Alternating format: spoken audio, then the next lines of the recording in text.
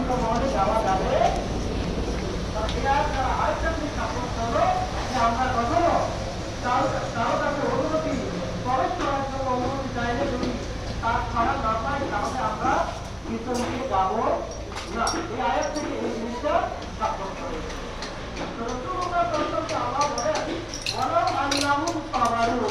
যদি তারা ধৈর্য ধারণ করত, কারা কোন তালিম গোত্রের ওই লোকেরা যদি তারা ধৈর্য ধারণ করত,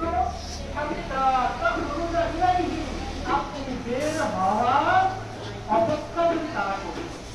আমরা অনেক সময় একজনকে গুরুত্বপূর্ণ কাজে মসজিদ ইমাম সাহেব বলল অমুক একটু দেখে আয়, আপনি গেলেন, যাওয়ার পরে কয়েকবার ডাকছেন, এখন কোনো প্রয়োজনীয় কাজে আসেন, যার কারণে আপনার ডাকতে নেন, আমরা কি করছি? অথবা এরকম হতে পারে কোনো জরুরি কাজে আপনারা আসার পরে বারবার ডাকছেন, দুপুরের পরে উনি কি করলো? খাওয়ার পরে একটু ঘুমালো, দুপুরের পরে ঘুমাতে একটু ভালো লাগে, ওনার ঘুম চলে আসছে। এখন আপনি এমন ভাবে ডাকছেন যে ঘুমামা একবারে বিরক্ত হয়ে গেছে, অপরভাবে ডাকা যাবে না। কয়বার ডাকতে হবে?